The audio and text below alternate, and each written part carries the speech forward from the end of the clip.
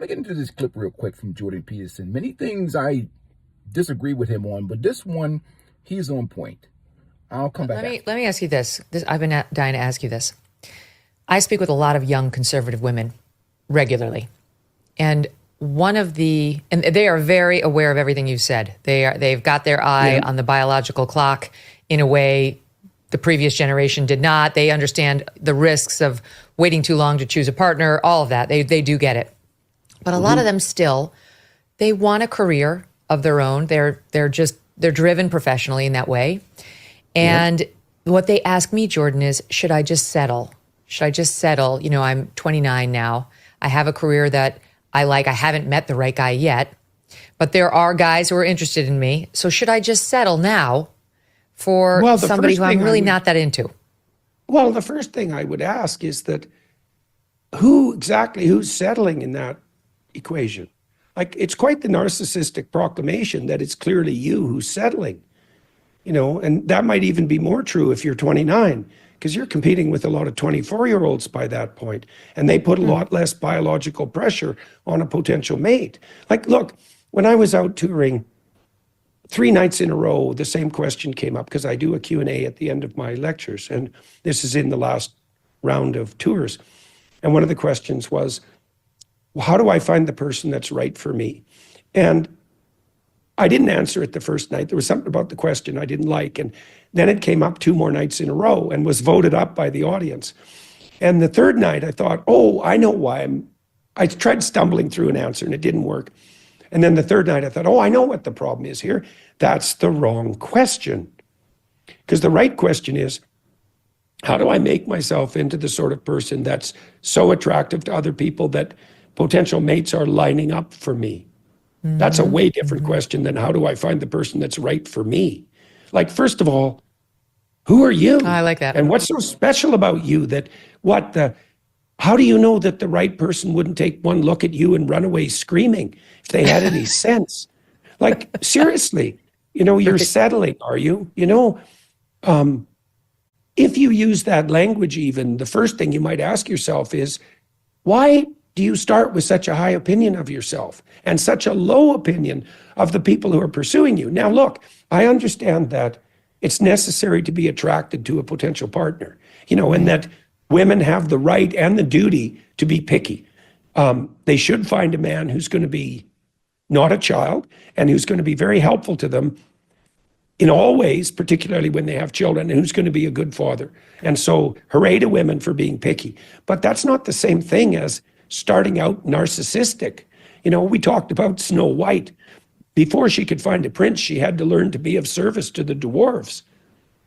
Like, that's worth thinking about. Now, you might think, well, why should we pay attention to a fairy tale? It's like, well, how about because people remembered it for 15,000 years, and that Disney just spent $250 million trying to retell it and failed. And so, and then with regards to the order of affairs in a woman's life, look, I calculated recently that even an attractive woman, like radically attractive woman, let's say, who often has her own problems, by the way, because she tends to scare men away, right? A lucky woman has 5 potential partners in her life. 5. You get 5 chances. That's it.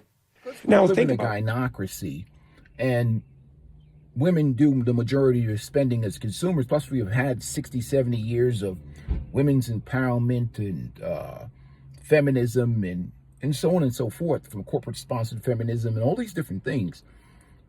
The majority of the conversation is about how men need to be better. I mean, obviously, I forgot about women's empowerment.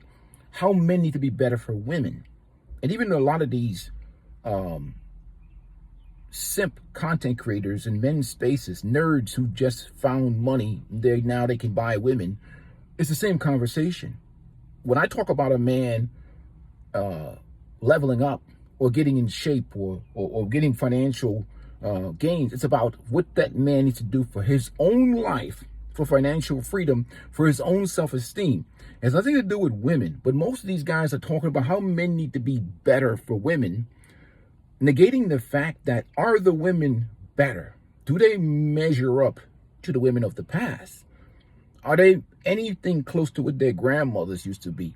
Is there a violation of the social contract in terms of what women are expected to be married or to be quality? Are these wife quality women? And that's really what Jordan Peterson addressed. And even Megyn Kelly she sat quiet and listened to it. Are you what a man want? What men want doesn't matter. And that's a part of this simp conversation that's happening in a lot of this men's spaces, is not addressing men's needs.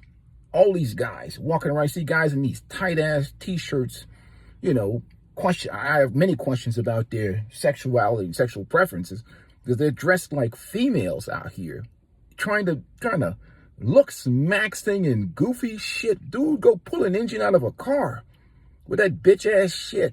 Get some grease on you or something, man. Man up. I've never seen such feminine men running around. I mean, I've never seen many chicken head women run around, but feminine men who couldn't freaking do a tune-up job on a car. You guys have just gotten pathetic. Trying to validate this idea of what they think women want in 2025.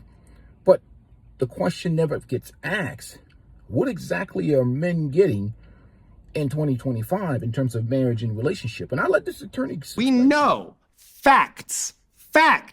Marriage is overwhelmingly unsuccessful. It is way more dangerous than skydiving. Yes, you die from the skydiving, but the chances of a catastrophic skydiving incident is like 0.0003, and one where you die is 0.00001. It's like very limited, the chances of dying from skydiving. Whereas the chances of divorce, again, 56% divorce rate. How many stay together who are unhappy and they just stay together because they don't give up half their stuff or for religious reasons or whatever? This is a technology with an unbelievably bad failure rate. Do more people die from marriage or skydiving? Well, I think more people wish they were dead from marriage than skydiving. I think many people's sense of self dies as part of an unhappy marriage. Like, it's not a question of will you die. It's that you're alive and not living your life in a way that's enjoyable or in a way that's authentic to who you are. And I think a lot of people are doing that as a function of the choice that they made of marriage. And again, I'm not saying don't get married. But what I'm saying is, when someone says, I'm getting married, why is it impolite to say, why? Why? He makes a valid point. And we get back into this question of men being better. And I pose the solution is men need to be better for themselves. And I encourage the young men to level up, work hard for their own development, their own self-esteem, for their own financial freedom, for themselves.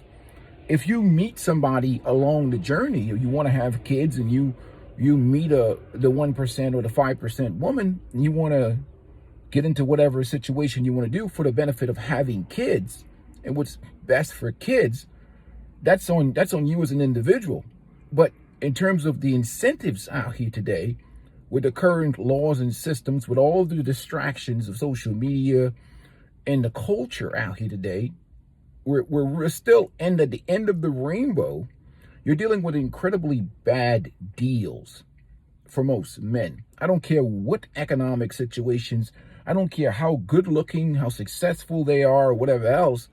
You're ending up with situations with terribly bad deals. And because even now you look at the society, the highest rate of divorce are the great divorce. And that doesn't even include the individuals that are doing hard time in these sexless marriages, or where they've been emasculated or disrespected, or that guy who comes in as the cleanup guy at the end of these marriages, where he's the last pick of the draft.